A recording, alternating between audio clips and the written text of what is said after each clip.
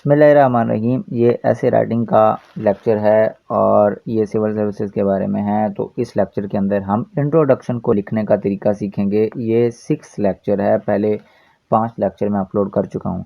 तो इस लेक्चर में हम इंट्रोडक्शन कैसे लिखते हैं ये सीखेंगे, इसको लिखने का तरीका सीखेंगे। तो शुरू करते हैं भाई। इंट्रोडक्शन जो है वो इंट्रोडक्शन एक ट्रेलर होता है फिल्म का। जैसे एक पूरी की पूरी फिल्म होती है, उसका एक ट्रेलर होता है। वो ट्रेलर आपको बताता है कि फ़िल्म कैसी होगी, फ़िल्म अच्छी होगी या फ़िल्म बुरी होगी, फ़िल्म इंटरेस्टिंग होगी या फ़िल्म बोरिंग होगी, ये स्पेस के बारे में होगी या ये इकोनॉमी के बारे में होगी, ये फ़िल्म में क्या क्या चीज़ें आएंगी, बाद में क्या क्या चीज़ें आएंगी। छोटे छोटे कट्स आप डालते हैं और वो इस तरह डालते हैं कि वो बहुत ज़्यादा इंटरेस्टिंग हो जाए, ताकि जो पढ़ने वाला बंदा है वो आगे भी पढ़े और वो उस फ़िल्म को आगे देखे। जिस फ़िल्म का ट्रेलर अच्छा नहीं होता उस फ़िल्म को कोई भी नहीं देखता, वो फ़िल्म फ्लॉप हो जाती है। जिसका ट्रेलर अच्छा होता है उसको लोग देखते हैं। तो इंट्रोडक्शन एक ट्रेलर होता है ऐसे का। तो जैसे एक फ़िल्म होती है, अगर ऐसे पूरी फ़िल्म है तो इंट्रोडक्शन उसका ट्रेलर होता है। तो इसका वेट प्रोबेबली क्या होता है, वो ऐसे का 10% होता है। मतलब जितना ऐसे है उसका 10% होता है। अगर 2000 वर्ड का ऐसे है तो 200 वर्ड होगा। अगर ये 2500 3000 का है तो 250 वर्ड तक बन जाता है इसका जो इंट्रो होता है उसका वेट। ठीक है। और ये मूव क्या करता है, ये जनरल टू स्पेसिफिक मूव करता है। यानी पहले आप जनरल बातें करती हैं, जो टॉपिक बताया हुआ होता है, उसके बाद उस जनरल टॉपिक से जो बात पूछी हुई है उसके बारे में इंट्रोडक्शन में बातें करते हैं। यानी जनरल बातें करते हैं। जैसे डेमोक्रेसी की कोई ख़ास डोमेन पूछी हुई है, जैसे डेमोक्रेसी जो है और इकोनॉमी। अगर डेमोक्रेसी और इकोनॉमी के बारे में पूछा हुआ है, इसका रिलेशन पूछा हुआ है, अगर डेमोक्रेसी क्या करती है, इम्प्रूव करती है इकोनॉमी को, तो आप बात क्या करेंगे, डेमोक्रेसी से शुरू करेंगे, जनरल से शुरू करेंगे और स्पेसिफिक की तरफ आ जाएंगे कि कैसे डेमोक्रेसी इकोनॉमी को इम्प्रूव करती है या नहीं करती, जो आपका स्टांस होगा। तो पहले जनरल से शुरू करते हैं, फिर स्पेसिफिक की तरफ आते हैं। बेसिकली आप क्या करते हैं, 5 से 6 सेंटेंसेस जनरल सेंटेंसेस लिखते हैं। अब जनरल सेंटेंसेस क्या होते हैं, जनरल सेंटेंसेस जो बात पूछी हुई है उससे रिलेटेड या तो कोई स्टोरी हो सकती है, यानी जो टॉपिक है, अगर डेमोक्रेसी है तो डेमोक्रेसी से रिलेटेड कोई स्टोरी बयान करेंगे ही, उसका बैकग्राउंड, हिस्टोरिकल बैकग्राउंड बयान करेंगे कि भाई हिस्ट्री के अंदर जो एथेंस और स्पार्टा थे, दो जो थे वो ग्रीस की रियासतें थी। तो उसमें क्या था, जो एथेंस थे वहाँ पे डेमोक्रेसी थी, जो स्पार्टा थे वहाँ पे डिक्टेटरशिप थी। आप उनका फ़र्क बयान कर सकते हैं, या वो कैसे इवॉल्व हुई डेमोक्रेसी, कुछ भी आप हिस्टोरिकल पर्सपेक्टिव में लिख सकते हैं, या क्वेश्चंस बना सकते हैं कि डेमोक्रेसी कैसे इकोनॉमी को इम्प्रूव करती है, क्या डेमोक्रेसी इकोनॉमी को इम्प्रूव करती भी है या नहीं करती। कुछ सवाल आप रेज़ करते हैं जनरल सेंटेंसेस के अंदर और उसके बाद उनका जवाब स्पेसिफिक में देने की कोशिश करते हैं, और इस तरह से आप इंट्रो लिखते हैं। या आप फिलोसफिकल कोई फिलोसफर को आप डिस्कस करना शुरू कर देते हैं उस टॉपिक से रिलेटेड, या आप कोई स्टार्टलिंग फैक्ट्स लिखते हैं, कोई फैक्ट्स एंड फिगर लिखेंगे और उसको आगे डिस्कस करना शुरू कर देंगे जनरल के अंदर, फिर बाद में स्पेसिफिक की तरफ जाएंगे। या फिर आप केस स्टडी को देखते हैं। मिसाल के तौर पे अगर आप ये कहें कि डेमोक्रेसी जो है वो ख़तरे में क्यों जाती है, तो आप ज़िम्बाब्वे की मिसाल दे सकते हैं कि जनाब ज़िम्बाब्वे में ये हो रहा था, अचानक टैंक निकलने शुरू हो गए और रॉबर्ट मुगाबे को क्या किया, रॉबर्ट मुगाबे को उन्होंने डिपोज कर दिया एज अ प्राइम मिनिस्टर के तौर पे और मिलिट्री आ गई। तो आप इस तरह की केस स्टडी से जनरल लेके स्पेसिफिक की तरफ जा सकते हैं। उसके बाद आप क्या करते हैं, स्पेसिफिक के 10 से 12 सेंटेंसेस लिखते हैं। ये आप पे डिपेंड करता है, आप 10 में कर दें, 8 में कर दें, 12 में कर दें, ये हर एक के लिए मुख्तलिफ होता है, हर एक बंदे के लिए मुख्तलिफ होता है। हर एक ऐसे में बैठे हुए जितना आपके पास मवाद होता है उसके लिहाज से होता है। ठीक है। तो afterwards we write 10 to 12 specific sentences, जो उस वो डोमेन पूछी गई है उस डोमेन के अंदर रह के हम वो सेंटेंसेस देते हैं। जो हमने पीछे पॉइंट बनाए होंगे रफ में उनकी, या आउटलाइन में जो हमने लिखे होंगे, वो हम एक एक करके देते हैं। ठीक है। और डिस्कस करते discuss points that are you are going to write, जो आप राइट करने जा रहे हैं इन योर ऐसे, अपने ऐसे के अंदर वो लिखते हैं आप। अब सारे नहीं लिखने बैठ जाना, वन सेंटेंस वन पॉइंट, जो एक एक हमने पॉइंट लिखा ना जिस पे हमने आगे पैराग्राफ लिखना है, वो एक सिर्फ पॉइंट यानी टॉपिक सेंटेंस एक लिखना है, फिर उसके बाद दूसरा टॉपिक सेंटेंस लिखना है, फिर तीसरा टॉपिक सेंटेंस लिखना है। इससे आपका पता चल जाएगा कि आपने कौन कौन से आर्गूमेंट दिए हुए। Do not mention all points in your introduction. अपने इंट्रोडक्शन में अगर 13-14 पॉइंट्स आपने लिखे हुए आर्गूमेंट्स, तो सारे के सारे लिखने की ज़रूरत नहीं है। 5 लिख लें, 6 लिख लें, तो इतने करके लिखो। 4 5 लिख लो, 6 लिख लो, 7 लिख लो, सारे के सारे नहीं लिखेंगे। इससे आपका इंट्रोडक्शन बहुत बड़ा हो जाएगा, वो वियर्ड किस्म का इंट्रोडक्शन होगा, सही तरह नहीं लगेगा। आखिरी सेंटेंस इंट्रोडक्शन का लाजमी, उसके अंदर आप थीसिस स्टेटमेंट लिखते हैं, और एक सेंटेंस से पे भी मुश्तमिल हो सकती है, 2 पे भी लिख सकती हैं।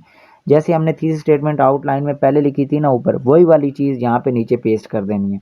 और ये जो 10 से 12 है ना, हमने लिखे थे 8 या 10 पॉइंट लिखे थे हमने अपनी आउटलाइन के अंदर तीसरे नंबर पे, वो वाले आपने यहाँ पे वही उठा के पेस्ट कर देने हैं। बस पेस्ट इस तरह से करने हैं कि ऐसा लगे कि एक के साथ दूसरा जुड़ा हुआ है, यानी उनकी कोहेरेंस हो। और ये वाले आपको बनाने पड़ेंगे अपने पास से। ये जो पहले सेंटेंस हैं, जनरल सेंटेंसेस है, ये आपको बनाने पड़ेंगे। अब ये आपने सोचना है कि आपने बैकग्राउंड लिखना है, उस चीज़ का हिस्टोरिकल बैकग्राउंड अकाउंट लिखना है, फिलासफिकल पर्सपेक्टिव देना है, या फिर कोई फैक्ट से आपने क्या करना है, चीज़ लेके चलें या केस स्टडी से, ये आप पे डिपेंड करेगा। ये आपने उधर बैठ के वहाँ पे बनाना है। अब जनाब हम इंट्रोडक्शन देखते हैं। एक डिस्क्रिप्टिव का इंट्रोडक्शन होता है, एक आर्गुमेंटेटिव का होता है। दोनों को लिखने का तरीका अलग होता है।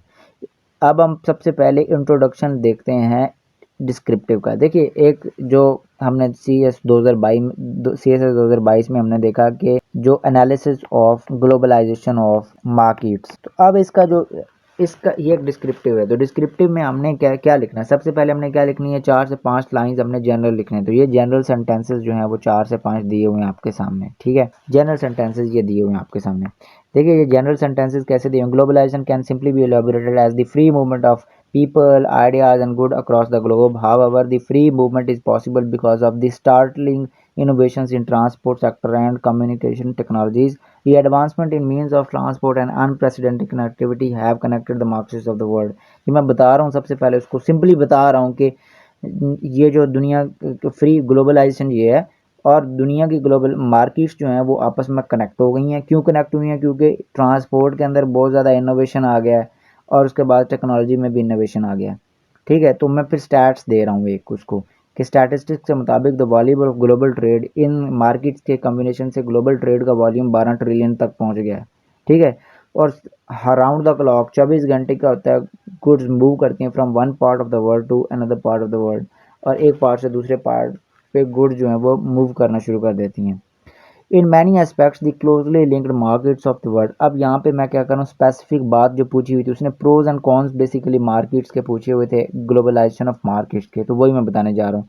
अब इसको मैंने यहाँ से यहाँ कनेक्ट कर दिया, यानी जनरल से specific. In many aspects the closely linked markets of the world, यानी ये देखें जी, closely linked markets of the world. पहले बताया कि मार्केट्स ऑफ जो है वो क्लोजली लिंक्ड हो गई हैं, फिर स्पेसिफिक में मैं उसको बता रहा हूँ अब कि in many aspects the closely linked markets of the world afford boons to the world, ये फ़ायदा पहुंचाते हैं। मिसाल के तौर पे मैं एक यहाँ पे सेंटेंस दिया कि पोअरिटी कैसे ये ख़त्म करते हैं, विशियस साइकिल ऑफ पोअरिटी से चाइना को निकाल लिया। बिसाइड्स, ये मैंने कनेक्टिविटी की ट्रांजिशन वर्ड लिखा। People have access to cheap goods along with the availability of cheap goods, यानी उसको पिछले से कनेक्ट किया। तो ये इस तरह से मैंने 3 पॉइंट्स जो हैं लिख दिए हैं। किस चीज़ के? 3 पॉइंट सिर्फ लिखे हैं प्रोज के। हालांकि हमने बनाए पीछे 5-7 थे, लेकिन 3 लिखे हैं क्योंकि हमारा वियर्ड हमने नहीं करना, हमने इंट्रोडक्शन को इतना बड़ा नहीं करना कि वो बहुत ज़्यादा वियर्ड लगे। ठीक है, उसके बाद मैंने दूसरी तरफ लिखा, gazing at the other side of the picture, picture के दूसरे साइड पे देखने पे, one witnesses that network of markets has led to control of the north over the policies of the south, यानी नॉर्थ ने साउथ की policies को take over कर लिया। Surprisingly the north plunders the raw material को भी plunder करता है। ये दूसरा पॉइंट लिख दिया। Not only depredation of south but also inequality has become a. 3 points मैंने क्या लिख दिए, कौन से लिख दिए। ठीक है, क्योंकि मेरे सेंटेंसेस बड़े थे। वैसे 10, अगर आप छोटे सेंटेंसेस लिखें तो आप 10 सेंटेंसेस लिख सकते हैं, बड़े सेंटेंसेस 6 भी बहुत होते हैं। जो स्पेसिफिक सेंटेंसेस हम लिखते हैं जनरल से स्पेसिफिक चलते हुए, तो यहाँ पे मैं स्पेसिफिक सेंटेंसेस 6 लिखे हैं। क्यों लिखे हैं? क्योंकि मेरे सेंटेंसेस बड़े हैं, मैं बड़े बड़े सेंटेंसेस बनाता हूँ, ज़्यादा बड़े सेंटेंसेस बनाता हूँ। अगर छोटे सेंटेंसेस हो तो आप 10 भी लिख सकते हैं। हैंस दी एंटर्ट वाइंड, अब ये हैंस लगा के यहाँ पे आपने या हैंस लगाना है, या इन द नटशेट लगाना है, या इन द एंड लगाना है, या इन समरी लगाना है, जो आपका दिल करे आप लगा सकते हैं। उसके बाद मैंने वही थीसिस स्टेटमेंट यहाँ पे जो मैंने पहले ऊपर लिखी हुई थी आउटलाइन में, वो यहाँ पे पेस्ट कर दिए। अब याद रहे कि ये तरीका है जनाब डिस्क्रिप्टिव के आप इंट्रोडक्शन लिखने का, और इसके वर्ड जो है वो 250 के करीब हैं। 250 वर्ड, 250 से 300 वर्ड आप लिख सकते हैं। इससे ज़्यादा लिखें तो वेर्ड हो जाता है, अच्छा नहीं लगता वो इंट्रोडक्शन। ठीक है, तो आप इसको बार बार पढ़ सकते हैं, देख सकते हैं। उसके बाद ये एक और है जी, ये मैंने डेमोक्रेसी के ऊपर लिखा है कि जो जो डेमोक्रेसी है, ठीक है, वो डेमोक्रेसी ने पाकिस्तान में डिलीवर किया है कि नहीं किया। हैज़ डेमोक्रेसी डिलीवर्ड इन पाकिस्तान, क्या पाकिस्तान में डेमोक्रेसी डिलीवर कर चुकी है? तो ये एक आर्गूमेंटेटिव है, इसके हर एक बंदे के अपने आर्गूमेंट्स होंगे, ठीक है।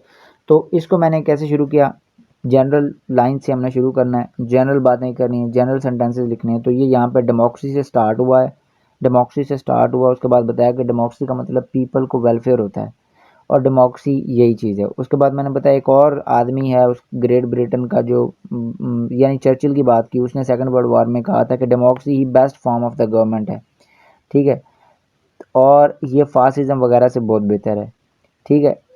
लेकिन मैंने कहा डिस्पाइट दैट कि ये बहुत बेहतर है, लेकिन ये पाकिस्तान में फ़ेल हो गया, डेमोक्रेसी पाकिस्तान में फ़ेल हो गई है डिलीवर करने में अपने लॉफ्टी गोल्स। ये मैं जनरल से स्पेसिफिक, ये जनरल बातें करने के बाद मैं फिर आया हूँ, क्योंकि सवाल ये था कि डेमोक्रेसी पाकिस्तान में फ़ेल हो गई, तो यहाँ से मैंने क्या किया, स्पेसिफिक चीज़ें बतानी शुरू की कि पाकिस्तान में फ़ेल कैसे हुई।